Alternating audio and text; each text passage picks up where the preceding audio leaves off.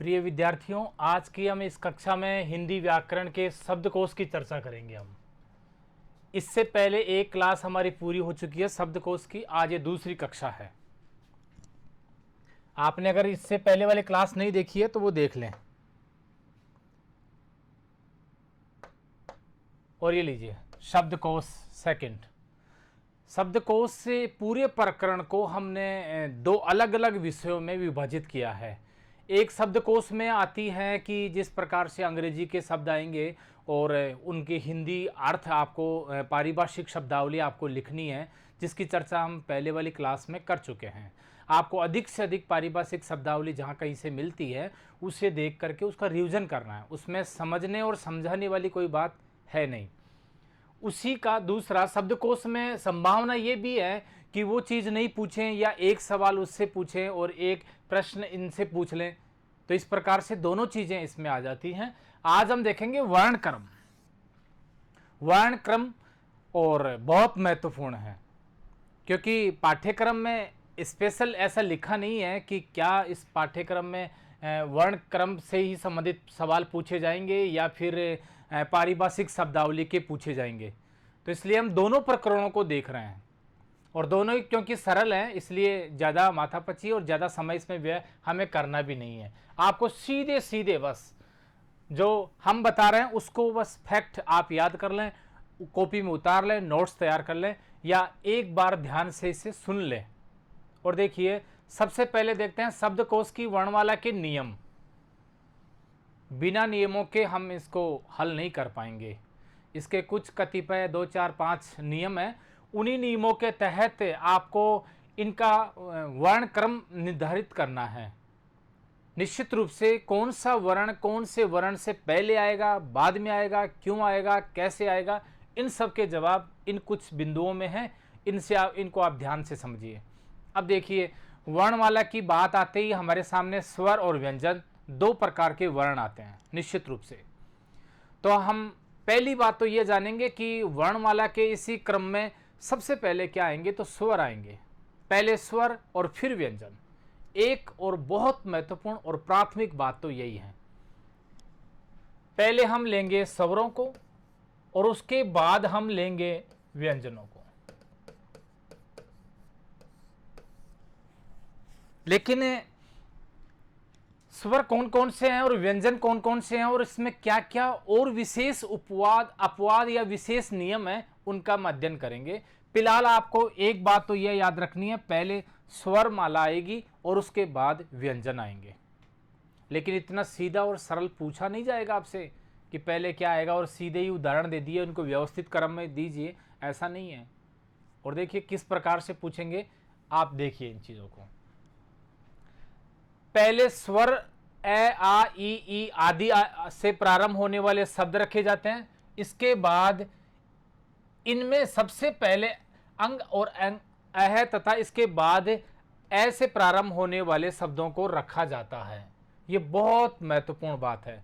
ये इसको मैं हाथों हाथ आपको समझाते हुए चलते हैं और आप समझ करके इससे देखिए। सबसे पहले जैसा कि मैंने कहा स्वर आएंगे, ठीक, स्वर। और स्वरों का नाम लेते ही आप समझ जाएंगे ए, आ, ई, इस प्रकार से ये चलते रहेंगे। ये सबसे पहले आएंगे। लेकिन एक नियम उपनियम इसमें भी समा गया है। ये तो हमें पता है कि ए, आ, ये आएंगे, सरल है। लेकिन इसके बाद में भी देखिए यहां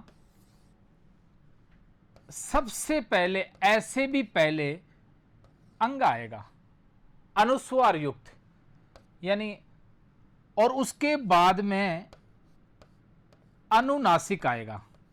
पहले अनुस्वार फिर अनुनासिक और उसके बाद आ जाएगा आपका ए। इसी का उपनियम है। ये हम जान गए कि पहले स्वर माला आएगी और स्वर माला में ए, आ, ई आदि वर्ण होते हैं। लेकिन अगर उनमें भी इस प्रकार के भी वर्ण दिए हुए हैं तो सबसे पहले नंबर 1 पर आएगा अनुस्वार युक्त ए और उसके बाद अनुनासिक वाला 2 नंबर और उसके बाद में 3 नंबर पर आएगा कुछ भी नहीं लगा हुआ है वो। मोटे तौर पर हम कह तो देते हैं कि ए आएगा सबसे पहले, लेकिन ऐसे भी पहले अनुस्वार और अनुनासिक आएंगे, उसके बाद ए आएगा। ऐसा नहीं है कि अनुस्वार और ये अनुस्वार का प्रतीक चिन्ह है और ये अनुनासिक का है, ठीक है, और इसको हमने पहला नंबर कहा, इसको 2 नंबर कहा। और ऐसा नहीं है कि ए के संदर्भ में ही ये सबसे पहले आएगा, ये जिस किसी के भी लगेंगे, ये चिन्ह मात्र है, ये मात्राएं मात्र है, ये जिस किसी के भी लगेंगे उसके सबसे पहले, उससे पहले ये आएंगे। अब देखिए ए का तो हमने देख लिया, अब आ जाइए आ पर। अब आ तो आएगा ए के बाद में, लेकिन आ से भी पहले क्या आएंगे? आ में अगर अनुस्वार लगी हुई है तो, आ में अगर अनुनासिक लगा हुआ है तो वह पहले आएगा, और उसके बाद तो आपको पता है ही आ जाएगा। बस कुछ नहीं करना, आपको बस इतनी सी बात याद रखनी है कि नंबर 1 ये आएगा। वर्णमाला तो हमने, स्वरमाला तो कही दी है, उससे पहले ये, और 2 नंबर पर ये। जिस किसी भी वर्ण के लगे हुए हैं तो पहली प्राथमिकता इनको, दूसरी को इनको। हालांकि तीसरी प्राथमिकता और होती है जिसको अप अह बोलते हैं और विसर्ग युक्त बोलते हैं, ये तीसरी प्राथमिकता में आते हैं, लेकिन इसका प्रयुक्त और इसका प्रारंभ में प्रयोग बहुत कम होता है। प्रारंभ के वर्णों में इसका प्रयोग बहुत कम होगा, लेकिन अगर हो जाए और इस प्रकार से कोई वर्ण या शब्द मिल जाए तो आप इस प्रकार से करेंगे, तो ये 3 क्रम हो गए। अब देखिए इस पहली पंक्ति से हम क्या समझे हैं, इसे आप दोबारा से एक बार और समझ लीजिए अच्छे से, तभी हम आगे बढ़ेंगे। ऐसा नहीं है कि एक बार बस हमने अध्ययन कर लिया और आगे बढ़ गए तो फिर आगे समस्या आने वाली है, इसलिए पहले ही समझ करके बढ़ें। सबसे पहले स्वरमाला आएगी। वर्णों के 2 प्रकार के भेद हैं, स्वर और व्यंजन, तो स्वरमाला सबसे पहले आएगी, और स्वरों में भी ए सबसे पहले है, और ऐसे भी पहले अनुस्वार और अनुनासिक वाले सबसे पहले आएंगे। नंबर 1 और नंबर 2 ये सबसे पहले आएंगे, तथा इसके बाद ए आएगा। इसके बाद यानी तीसरा नंबर अगर ऐसा है तो प्रारंभ होने वाले शब्दों को रखा जाएगा। क्लियर? ये बात स्पष्ट हो जानी चाहिए। नंबर 2 और महत्वपूर्ण बात देखिए, ए के पश्चात अन्य स्वरों से प्रारंभ होने वाले शब्द रखे जाएंगे। बिल्कुल सीधी और सरल बात है। ए के बाद में क्या आएगा? ए वर्णमाला का जो क्रम है उसमें देखिए आ आता है, तो ए के बाद में आ आएंगे, या इसके बाद आ नहीं है और डायरेक्ट ई से कोई वर्ण आ रहा है तो वो लेंगे, लेकिन पहले इसको देखेंगे, ये नहीं है तो ये है, ये नहीं है तो ये है। ऐसे जो भी क्रम से आएगा उसको हम लेंगे ए के बाद। ठीक, आगे देखिए, औ के बाद पश्चात व्यंजन शब्दों को शब्दकोश में रखा जाता है। बहुत अच्छी बात। स्वर जब अंत हो जाएं, और अंतिम कौन सा है? औ, और इसकी सिर्फ मात्रा ही होती है, हमें पता है इस प्रकार की। ये आने के बाद आपकी व्यंजन माला स्टार्ट होगी।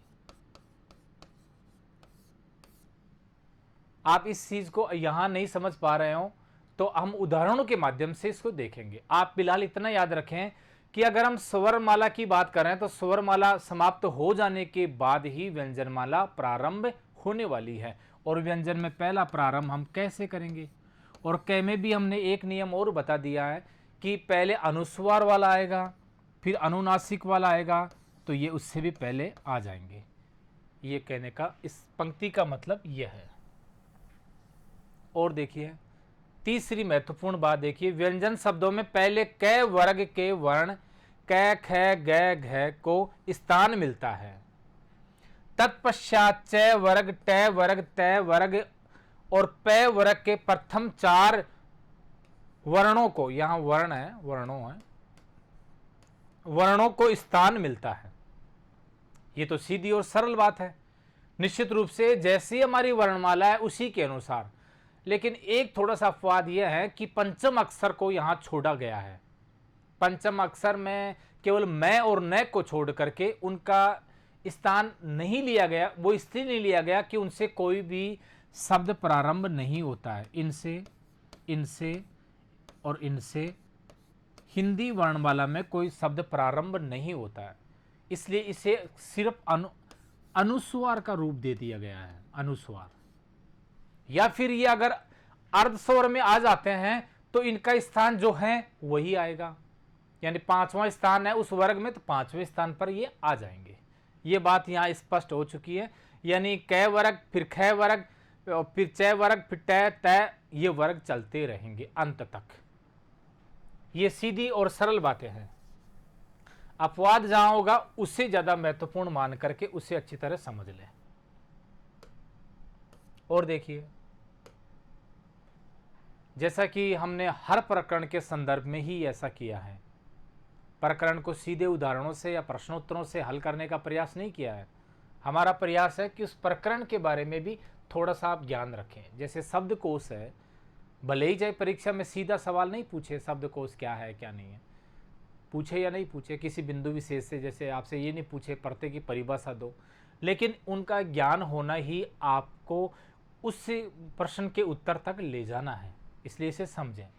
और देखिए, क्ष को क के बाद, त्रय को तय के बाद, ग को ज के बाद रखा जाता है, श्रय को स के बाद रखा जाता है। बहुत महत्वपूर्ण है। और यह है सब संयुक्त अक्षर, यह है संयुक्ताक्षर, संयुक्ताक्षर। और ये द्वंद्व यही होता है हमारा कि हम संयुक्ताक्षरों का क्या करें, क्योंकि हिंदी की जो वर्णमाला है उसमें तो वो अपने स्थान पर आते ही हैं, लेकिन क्योंकि हमें पता है संयुक्ताक्षर का मतलब है कि दो से मिलकर के बना है। जैसे छ तो क हलंत और श से मिलकर बना है। तो शब्दकोश में और इस वर्ण क्रम में हम क्या करते हैं कि हम इनको दो इकाई मानते हैं, दो वर्ण मानते हैं अलग अलग। चाहे भले ही हम वर्णमाला में इनको एक माना था कि संयुक्ताक्षर है और एक वर्ण है, लेकिन यहां नहीं मानेंगे, यहां दो मानेंगे। और दो मानेंगे तो अब देखिए, क हलंत है और ए है ही नहीं, तो किसके बाद आएगा? ये क आने के बाद इस प्रकार का क आएगा, क्योंकि यह आने के तुरंत बाद में और कोई व्यंजन आने वाला है। और कोई व्यंजन आने वाला है, इसका मतलब इससे पहले वाला तो नहीं आएगा ना। इसकी रचना देखिए, क हलंत है और फिर ए है। और इसकी बात करें हम क हलंत वाले की, तो सबसे पहले क हलंत है और उसके बाद कोई सा भी हो सकता है, ए के अलावा होगा। तो ए के अलावा होगा, इसलिए सबसे पहले तो यही आएगा, ए वाला आएगा, क्योंकि स्वर हम पहले लेंगे। और ये तो व्यंजन में आ जाएगा, तो इसकी तो बाद में स्थान आ जाएगा।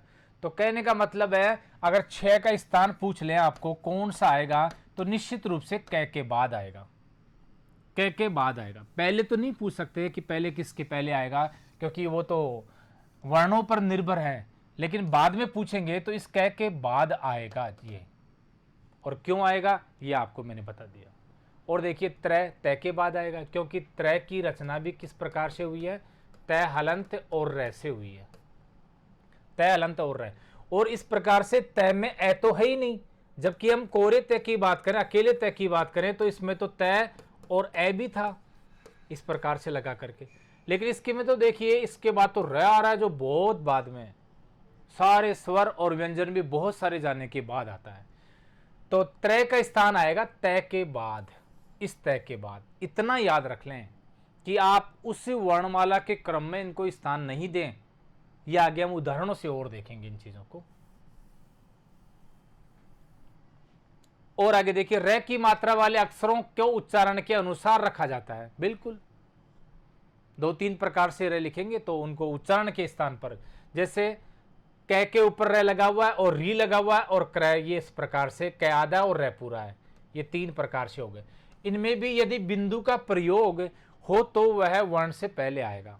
बिंदु का मतलब है अनुस्वार, और अनुस्वार अगर आ जाए तो सबसे पहले आ जाएगा, बाकी तो ये अपने अपने स्थान पर आएंगे। इन्हीं को एक बार देख लेते हैं। जैसे मान लीजिए कि ये लिख दिया, तो हमें ऐसे ही नहीं सोचना है कि कौन से क्रम में आएगा कौन से में नहीं। हम इनका क्या करेंगे कि वर्ण विश्लेषण करेंगे, इनका वर्ण विश्लेषण। और किस प्रकार से करेंगे, अब देखिए, क है और किस प्रकार से है, तो क ए और रै, इस प्रकार से वर्णों से मिलकर के बन गया।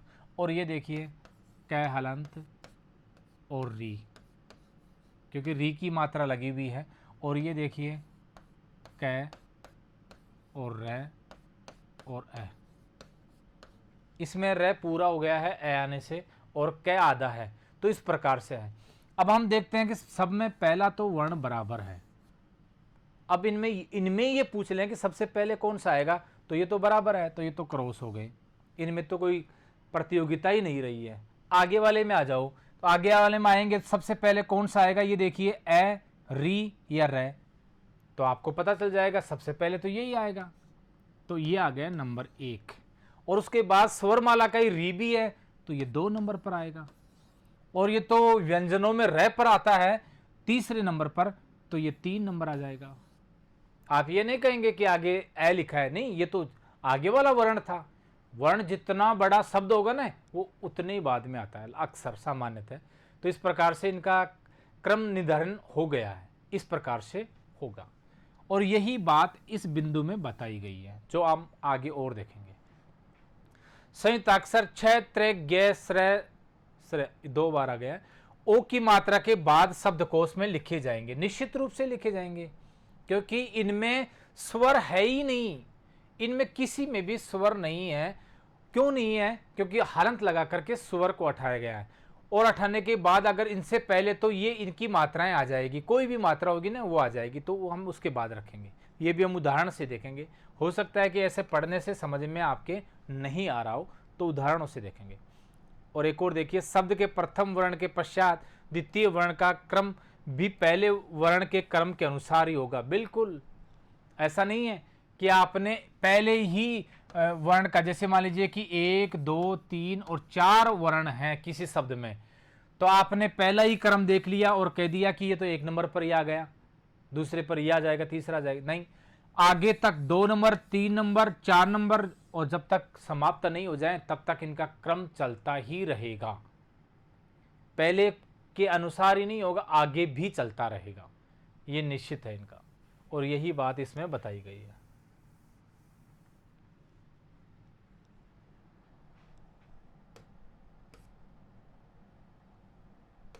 एक और महत्वपूर्ण बात है, स्पर्श व्यंजनों के पंचम वर्ण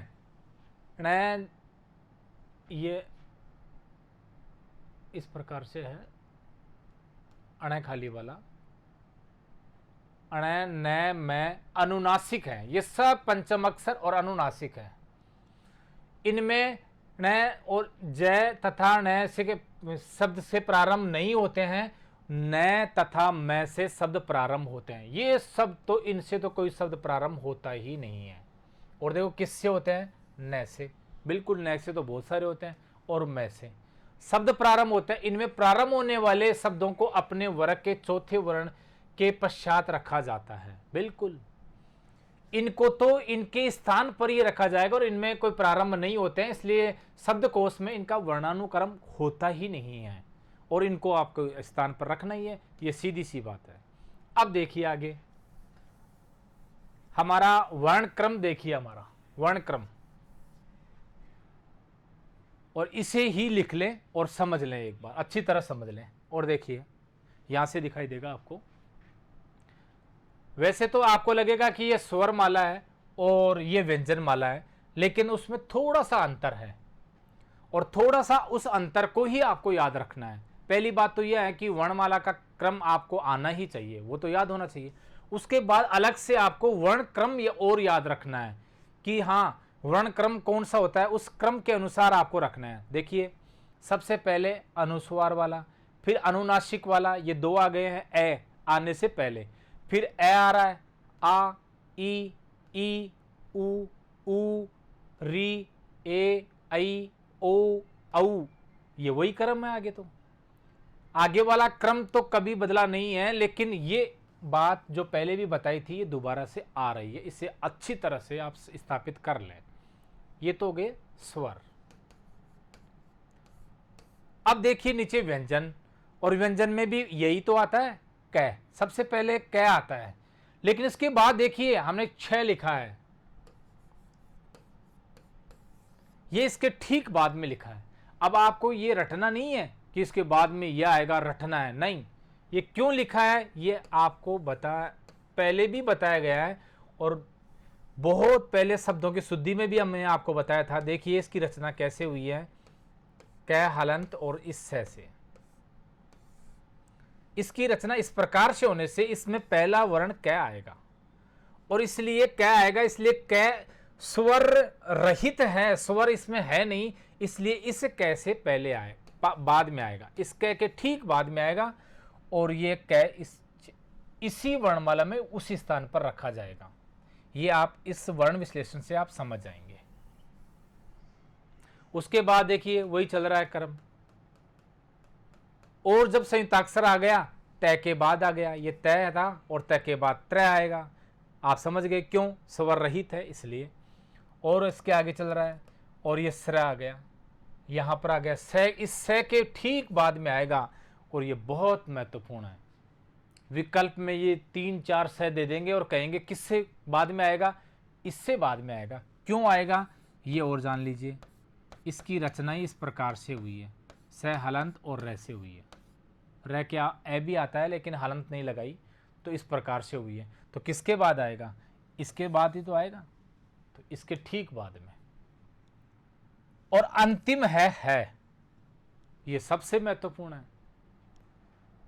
अगर वर्ण क्रम का आपको अंतिम वर्ण पूछ लें तो आप बड़े बड़े अक्षरों में लिख लें है।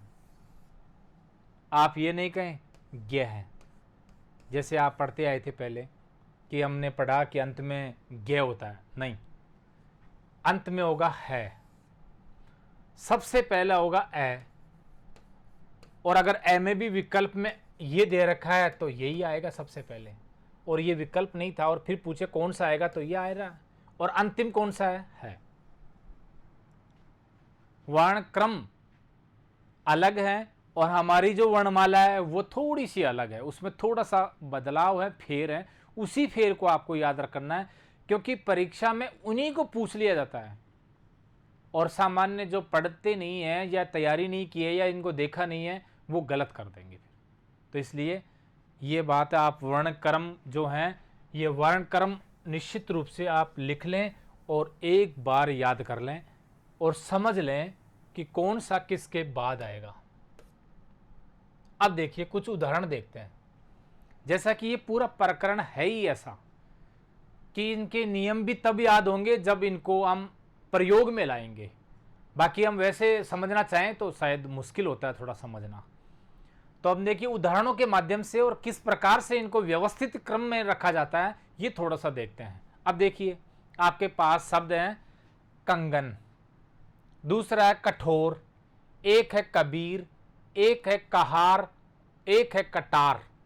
तो ये 5 शब्द हो गए हैं, कंगन, कठोर, कबीर, कहार और कटार। शब्दों के शब्दकोश में रखने पर उनका क्रम होगा, और कौन सा क्रम होगा उनका, वही क्रम रखना है। निश्चित रूप से बहुत महत्वपूर्ण है। और इसको देखो कैसे रखेंगे आप, ये देख लीजिए, आप खुद इसको स्थापित कर लेंगे। ऐसे सवाल अगर परीक्षा में आ जाएं तो आप कैसे करेंगे ये भी देख लीजिए। कंचन नहीं है, कंगन है, कंगन, कंगन, यही लिख दिया हमने कंगन, ठीक, बराबर लगा के छोड़ दीजिए। आगे वाला है कठोर, तो आप लिखिए कठोर, रब का कार्य है ये। और फिर है कबीर, और फिर कहार, और अंत में है कटार, कटार। 5 हैं और इन 5 का हम वर्ण विश्लेषण करेंगे और निश्चित रूप से हमारा क्रम जो है वो निर्धारण हो जाएगा। देखिए इसका मतलब है कै हलंत है और अनुस्वार है तो अनुस्वार स्वर के लगेगी हमेशा, और फिर ग है हलंत वाला, और फिर ए है, और फिर न है हलंत वाला, और फिर ए है। ये इसका विश्लेषण हो गया है। ऐसा विश्लेषण यदि आप करते हैं तो कभी भी किसी को गलत नहीं करेंगे। आप जल्दबाजी में और बिना विश्लेषण किए ही अनुमान लगाएंगे कि ये होगा, हो सकता है वो नहीं हो। और देखिए किस प्रकार से कठोर, तो कै हलंत और ए आ रहा है, और ठे हलंत और ओ आ रहा है, और रे हलंत और ए आ रहा है। थोड़ी जगह स्पेस कम है इसलिए थोड़ा समझ लेना, ये आ रहा है। कबीर में आ जाइए, कै हलंत ब आ रहा है और ब हलंत हो गया क्योंकि ई आ रहा ना आगे, ई, और र हलंत और ए तो है ही अंत में। कहार तो क हलंत और ए, और है हलंत और आ, और रे हलंत और ए। अंत में कटार है, क हलंत, ट हलंत, आ और रे हलंत और ए। थोड़ा सा लिखने में स्पष्ट नहीं हुआ है, और अच्छे से हम देख लेंगे आगे, और देख लेंगे इनको। एक बार देखिए, थोड़ा समझने का प्रयास कीजिए। अब इनका क्रम निर्धारण करना है, कैसे करेंगे ये थोड़ा सा समझने का प्रयास करें। देखिए पहला वर्ण देखिए कौन सा पहले आएगा, तो हम देखते हैं पहला तो सबका ही समान है, सबका ही समान है, तो बिल्कुल आप इसको ऐसे क्रॉस कर दीजिए। यहां प्रतियोगिता कंपटीशन है ही नहीं, अब आगे से शुरुआत होगी आपकी।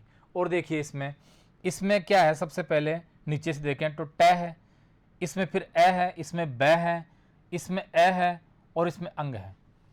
तो सीधी सी बात है कि एर ए है, ये तो दोनों ही क्रॉस कर गए, ये तो है नहीं। और हमें पहले ही पता है कि अंग वाला पहले आएगा, तो ये लीजिए, ये पहले आ जाएगा। अब इसमें क्या है करना है, पूरे ही चले गए आपके। अब नंबर 1 पर कौन सा आ गया, कंगन।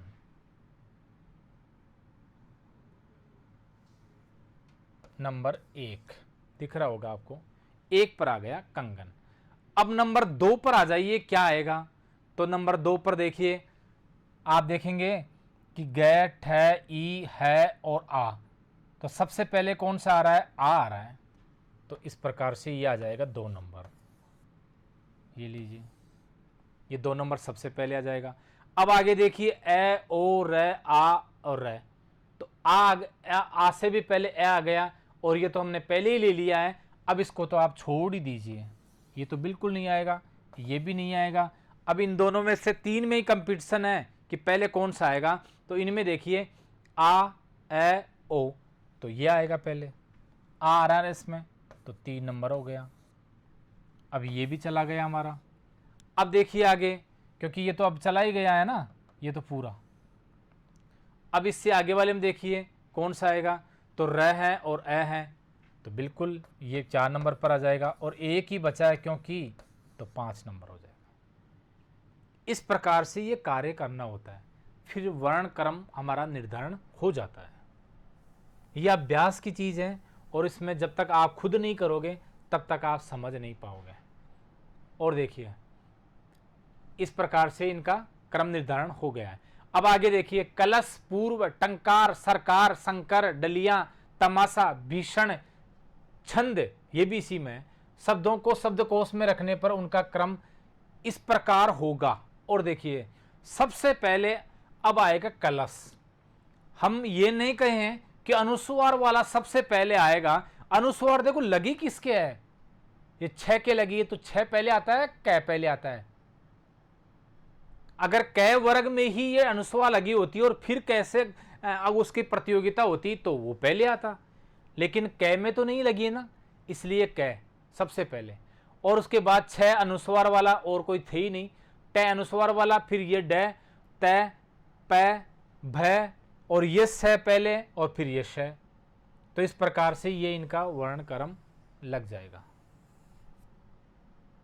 यह अभ्यास है, आप खुद इनका विश्लेषण करके देखेंगे तो आप निश्चित रूप से इनका निर्धारण कर पाएंगे।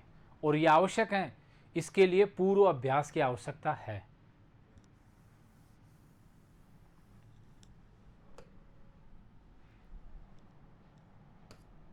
ये देखिए, इनको हम अच्छी तरह से देखते हैं।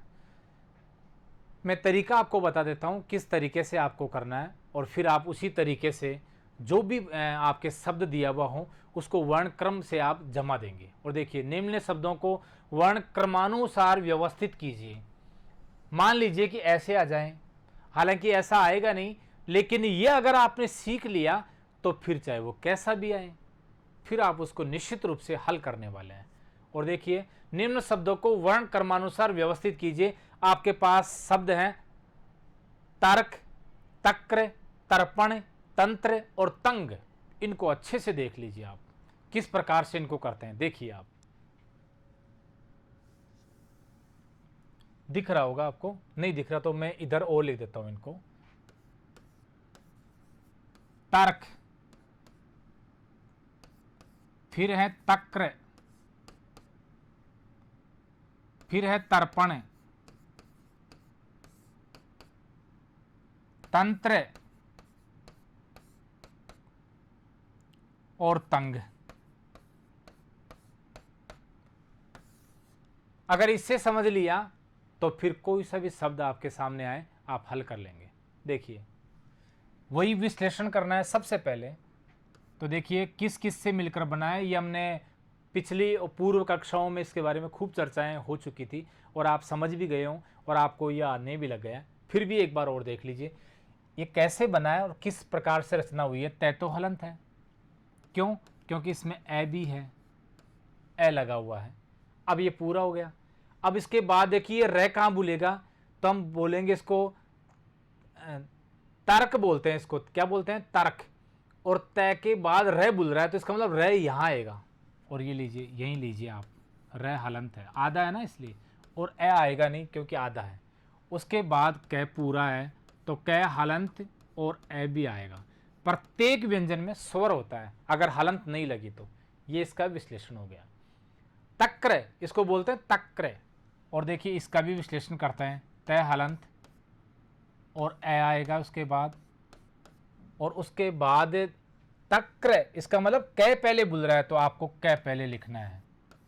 और कै हलंत वाला क्योंकि रे इसी में है, तक्र, तो ये लीजिए रे हलंत और ए, इसका मतलब रे पूरा है, कै आधा है और रे पूरा। इसी प्रकार इसका विश्लेषण होगा। अगर इस विश्लेषण में ही गलती कर दिए तो आपका वर्ण क्रम भी अलग होने वाला है, वो भी गलत हो जाएगा। तर्पण देखिए, तय हलंत और ए है इसके बाद, और रे पहले बुल रहा है ना इसमें, तर्पण, तो रे हलंत आधा ही है, और पै हलंत और ए क्योंकि पूरा है, और फिर अण, ये लीजिए, मान लीजिए इस प्रकार से हो गया। ये बड़ा था, आगे से कोई मतलब नहीं है, शुरुआत बहुत महत्वपूर्ण होती है। तंत्र देखिए, तय हलंत है और अनुस्वार वाला ए आएगा पहले, ये लिखा हुआ है, क्योंकि अनुस्वार लगी है तो इस प्रकार से लगती है। इस व्यंजन के नहीं लगेगी, अनुस्वर के लगेगी, तो इस प्रकार से लगेगी। अब त्र आ गया तो हमें पता है त्र कैसे लिखेंगे, उसका विश्लेषण। त्र एक इकाई नहीं मानेंगे, इस ये संयुक्ताक्षर है, इसका विश्लेषण करेंगे त्र। तो तय हलंत और रे पूरा होता है। रे पूरा का मतलब है रे के बाद ए भी आता है। ये पूरा त्र है, तय रे ए, त्र। इस प्रकार से हमने इसको विश्लेषण करके लिख दिया है। तंग में आ जाइए, वही अंग ये आएगा, इसके अनुस्वार लगा हुआ था, और फिर गय हलंत और फिर ए, बस इतना ही है। तो 1 2 3 4 वर्ण है इसमें, और ये 4 वर्णों में समाप्त होने वाला है। ठीक, अब देखिए सबसे पहले आपको क्या करना, इधर से पहले कौन सा आ रहा है सबसे पहले, तो आप देखेंगे, देखो इसमें तय तय तय हलंत सब में एक समान है, तो ये तो आपका पूरा ही चला गया। इसको तो आप काट ही दे जैसे, बिल्कुल ये मान ले शुरुआत ही यहां से हो ही नहीं रही, अब आगे से हो रही है शुरुआत, यहां से शुरुआत ही नहीं है, ये मान लीजिए आप। अब आगे देखिए, आगे देखेंगे ए, इसमें ए है, फिर ए है, इसमें भी ए है, इसमें अंग है, इसमें अंग है। अब ये आपको पहले ही बता दिया गया है कि ऐसे भी पहले अनुस्वार वाला आएगा, तो बिल्कुल इन दोनों में से एक आएगा। ये तो बिल्कुल नहीं आएंगे ना, ये तो एक समान हो गए, और ये तो इसके बाद में आने वाले हैं, तो इन दोनों में से एक पहले आएगा। इन दोनों में से देखिए,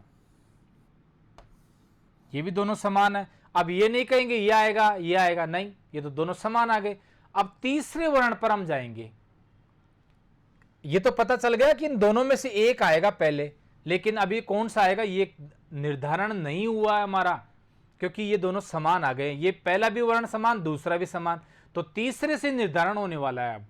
और देखिए इसमें तय है और इसमें गय, अलग डिफरेंट आएगा, अलग आएगा, और वहीं पर वो वर्ण क्रम आ जाएगा उसका आपका। और देखिए तय गय, अब वर्णमाला याद कीजिए, पहले तय आता है या गय आता है?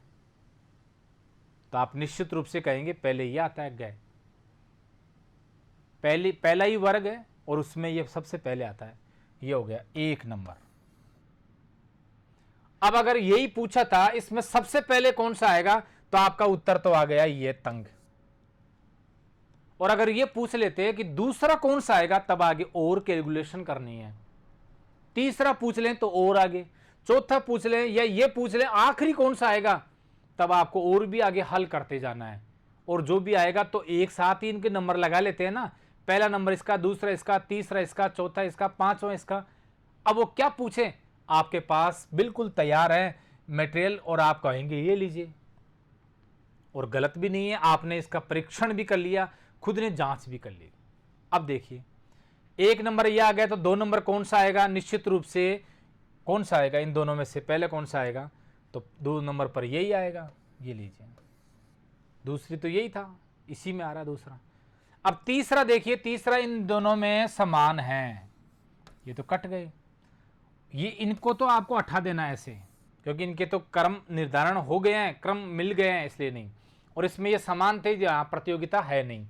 अब तीसरे वर्ण पर आ जाइए, तीसरे में आएंगे, देखिए र है, क है और र है, तो इन दोनों में समान है, ये बाद में भी आने वाले हैं, पहले तो ये आने वाला है क, ये वर्ग आएगा पहले।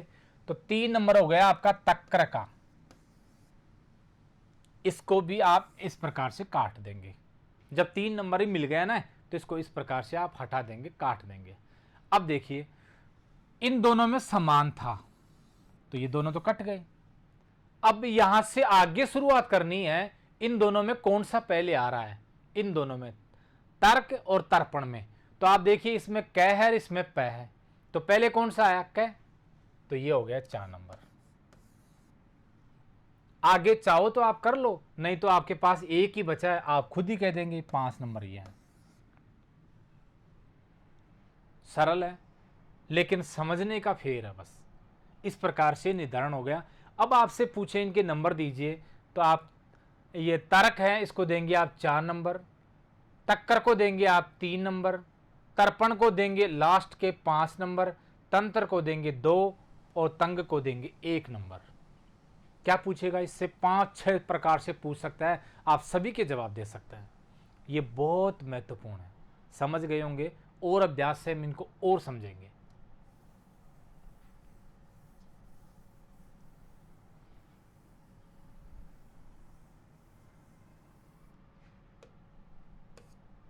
ये लीजिए, एक और है हमारे पास, निम्न शब्दों में से वर्ण क्रमानुसार अंतिम शब्द कौन सा है।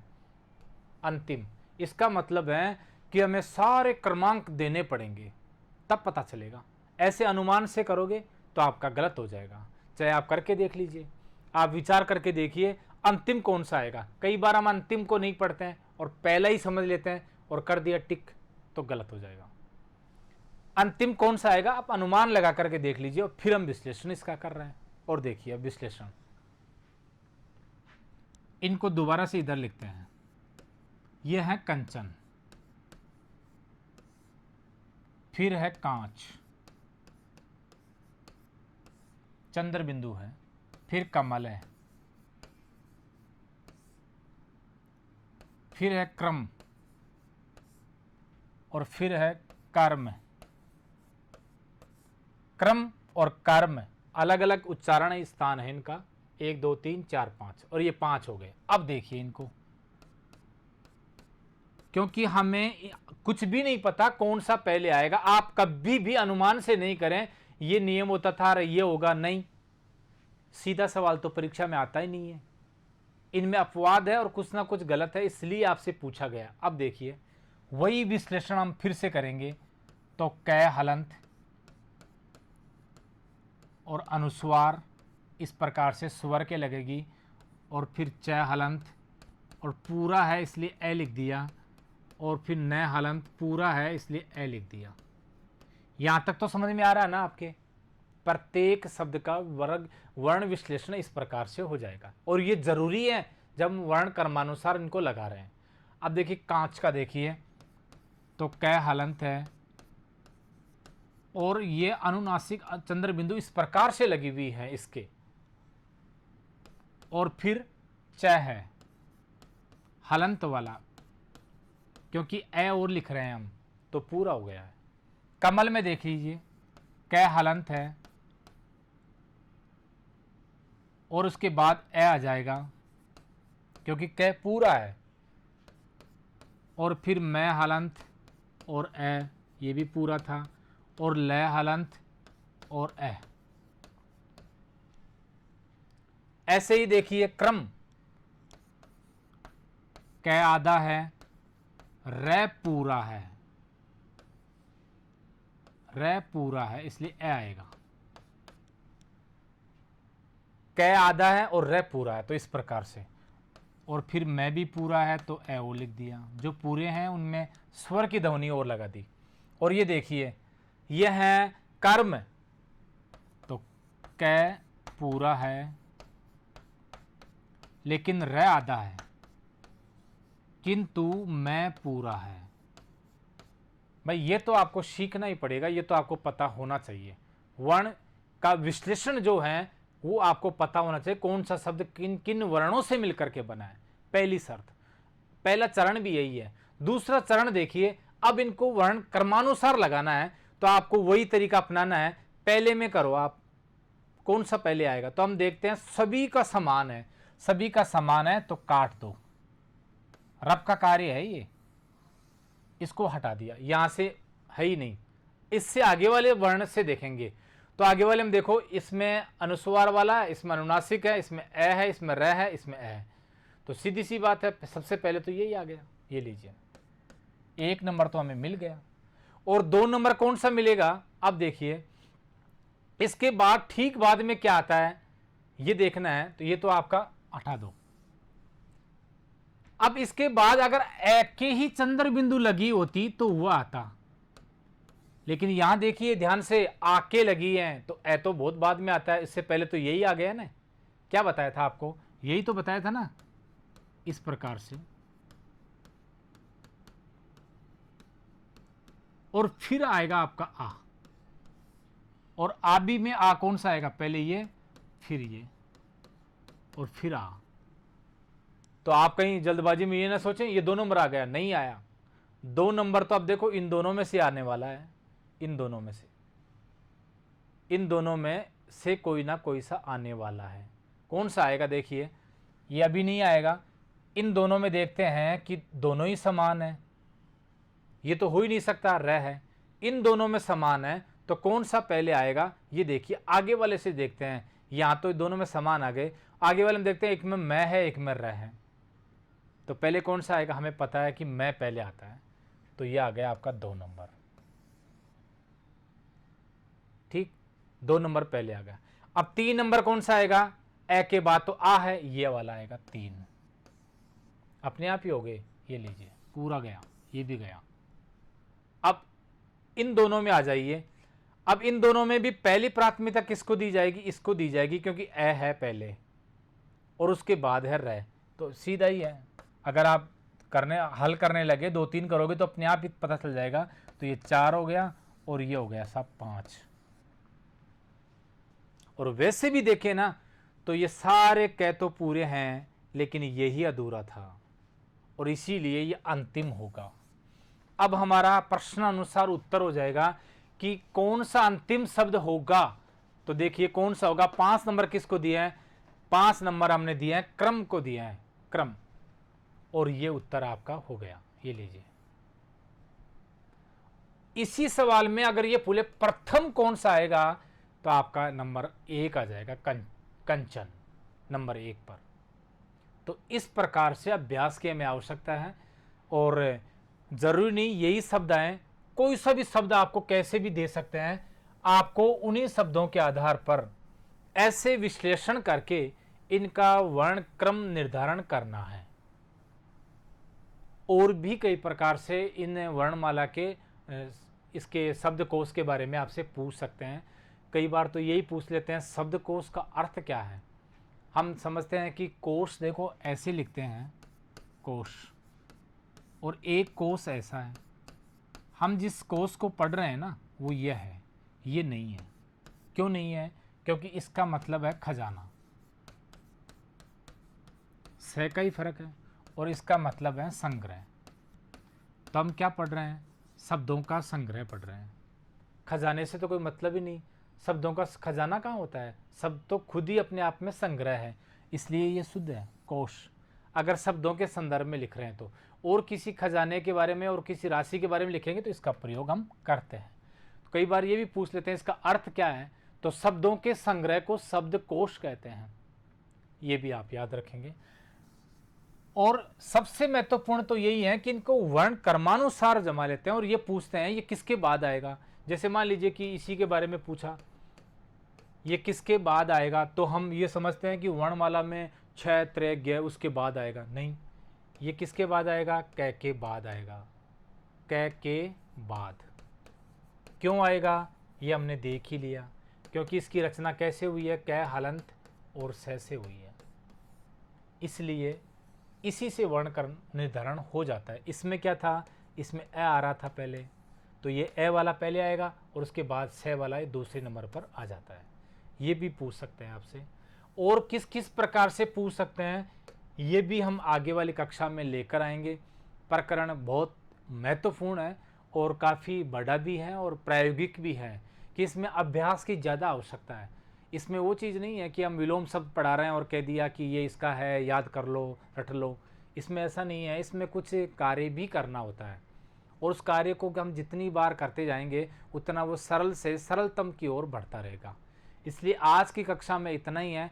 इसी कक्षा को और इसी शब्दकोश को लेकर के और वर्ण कर्मानुसार को, वर्ण कर्म को लेकर के किस किस प्रकार के सवाल परीक्षा में आएंगे और कौन कौन से प्रकार हैं वो सारे लेकर हम आगे आएंगे आगे वाली कक्षा में। आज के लिए इतना ही है। धन्यवाद।